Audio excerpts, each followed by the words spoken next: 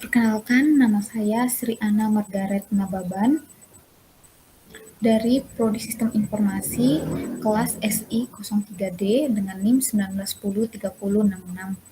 Saya akan menjelaskan tentang perencanaan strategis di PT Gudang Garam.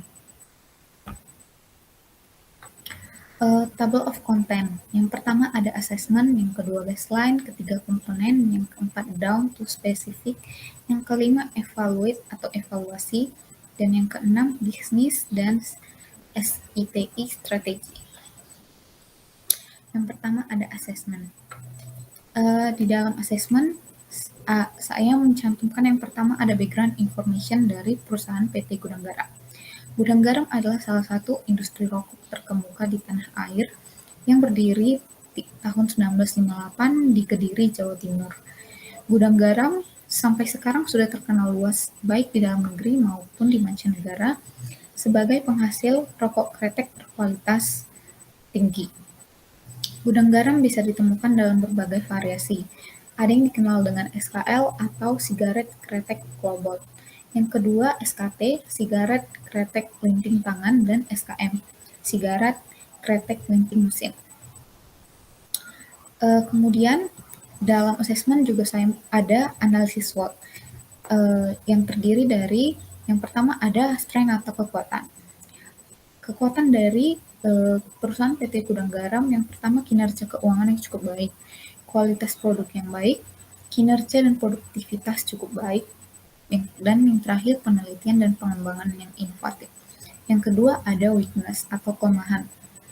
Dalam PT Gudang Garam yang menjadi kelemahan dari perusahaan tersebut, yang pertama pertumbuhan penjualan kurang begitu baik, upaya pemasaran yang optimal, dan yang ketiga jaringan distribusi yang maksimal.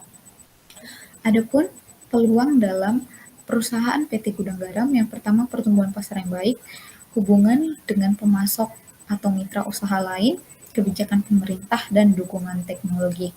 Yang keempat ada ancaman. Ancamannya yaitu tingkat pesaing, produk substitusi atau pengganti, profitabilitas pelanggan, dan kesadaran masyarakat. Yang kedua ada baseline. Di dalam baseline saya mencantumkan organizational profile, di mana PT Gudang Garam dengan pengalaman panjang dan didukung kemampuan profesional serta teknologi tinggi, Gudang Garam selalu berupaya menghadirkan merek-merek berkualitas tinggi yang dapat memenuhi harapan dan kepuasan konsumennya. Adapun brand dari PT Gudang Garam yang pertama Gudang Garam Family, Surya Family, dan GG Family. Kemudian saya mencantumkan business relationship. Dalam penetapan saluran distribusi oleh PT Gudang Garam, perusahaan ini menggunakan saluran distribusi pendek, yaitu tenaga sales dan dari perusahaan yang terdiri dari dua, yaitu dropping dan kanvas untuk menyalurkan produknya, baik kepada pengecer, pedagang besar, atau retail. Implementasi bauran pemasaran dari kedua harga menyesuaikan dengan biaya produksi. Salah satu distributor utama dari PT Gudang Garam yang ada PT Surya Jaya Bakti, PT Surya Kerta Bakti, PT Surya Bakti Utama, dan agen luar negeri seperti di negara Malaysia, Jepang, Taiwan, Australia, dan sebagainya. Selanjutnya ada komponen. Di dalam komponen saya memberikan 3, yaitu ada visi, misi, dan tujuan dari perusahaan PT Gudang Garam. Yang pertama visi. Visinya menjadi perusahaan yang besar dan terpandang, menguntungkan dan memiliki peran dominan dalam industri rokok domestik. Kemudian misinya menyediakan produk-produk inovatif bermutu tinggi yang memenuhi bahkan melebihi harapan konsumen sekaligus memberikan manfaat bagi semua stakeholder.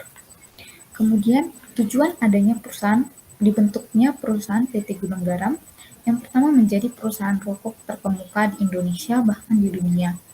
Kemudian yang kedua menjadi perusahaan yang masuk skala internasional, memberikan kualitas yang terbaik untuk konsumen, dan yang terakhir menjadi pusat rokok nomor 1 di Indonesia.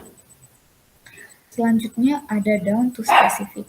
Dalam down to specific saya membreakdown menjadi dua, ada objektif dan inisiatif. objektif adalah hal-hal spesifik yang dinyatakan dalam istilah terukur.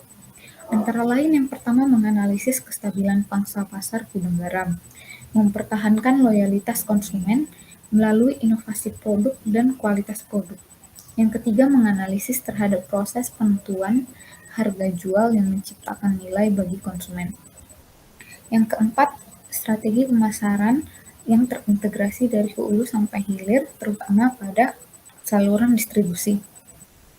Yang kedua ada inisiatif, di mana inisiatif adalah tindakan yang direncanakan untuk mencapai tujuan.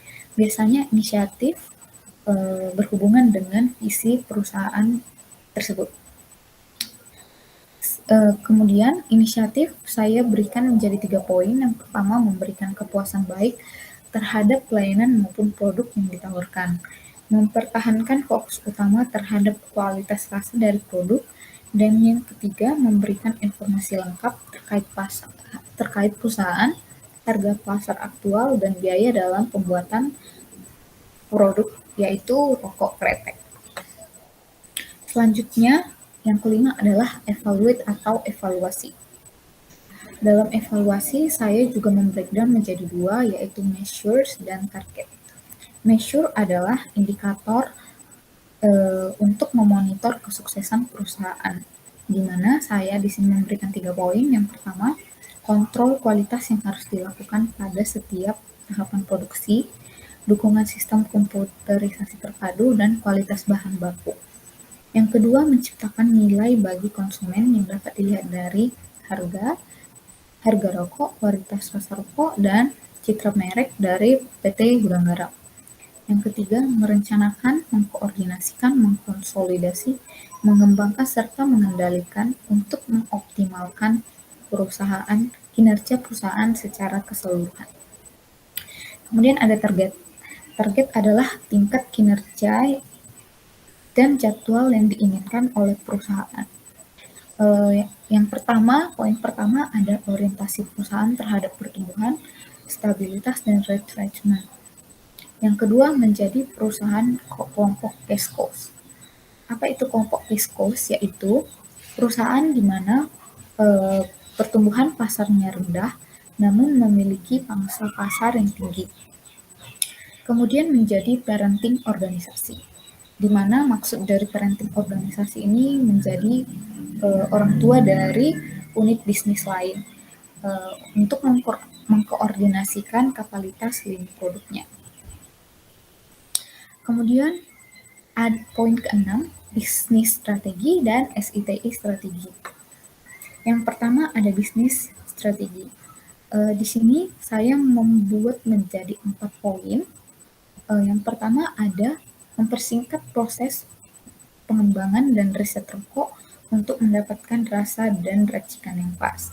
Yang ini pastinya untuk menambah inovasi produk dari PT Gudang Garam. Yang kedua, mencari kemampuan SDM dalam melakukan penelitian dan pengembangan. Yang ketiga, mempertimbangkan untuk memulai pengembangan SKM rendah tar dan nikotin. Karena pangsa pasar di bidang rokok kretek mulai menyukai rasa rokok yang rendah akan tar dan nikotin. Kemudian menangkap pangsa pasar yang lebih besar untuk produk saat ini melalui kejenuhan pasar atau penetrasi. Karena Gudang Garam sendiri sudah merupakan perusahaan besar di domestik atau Indonesia, maka Gudang Garam memperluas pangsa pasar atau jaringan pasarnya ke pasar global untuk mendapatkan keuntungan yang lebih optimal. Selanjutnya, SITI strategi. Yang pertama, mengupgrade teknologi dalam proses praproduksi sampai proses finish atau disebut dengan proses distribusi produk yang memungkinkan dalam peningkatan laba dan operasional perusahaan. Tentu ini mendukung penggunaan teknologi karena pada bisnis strategi sebelumnya dijelaskan PT Gudang Garam akan meningkatkan inovasi produk. Dengan adanya bantuan teknologi, maka akan mempermudah proses inovasi produk baik mau untuk yang apa, melakukan pengembangan terhadap SKM rendah tar dan nikotin, atau mendapatkan rasa dan racikan yang pas. Yang kedua, melakukan proses konsolidasi dan integrasi aplikasi dalam implementasi bisnis sistem sehingga dapat memonitor indikator kinerja.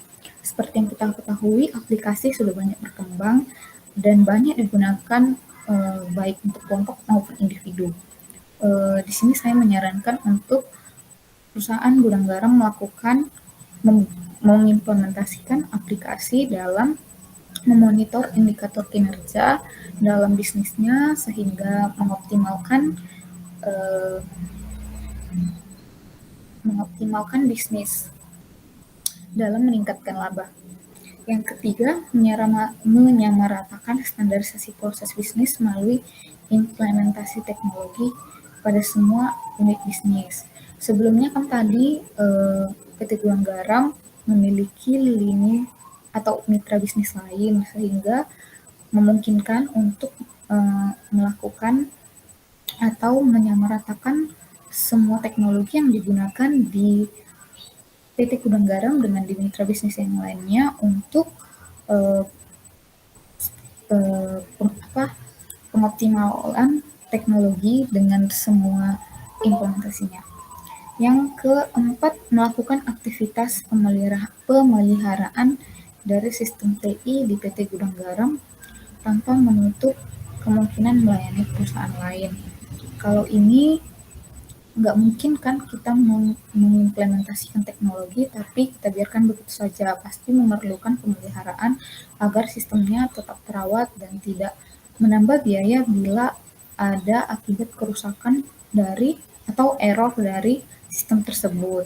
Kemudian di sini tanpa menutup kemungkinan melayani perusahaan lain, jika memungkinkan teknisi dari PT Gudang Garam melakukan layanan jasa menawarkan jasa kepada perusahaan lain untuk melakukan aktivitas pemeliharaan sistem TI. Untuk referensinya yang pertama ada di website resmi dan yang kedua kemudian saya ambil dari artikel lainnya seperti yang ada di presentasi. Sekian hasil presentasi saya, mohon maaf bila ada kesalahan. Terima kasih.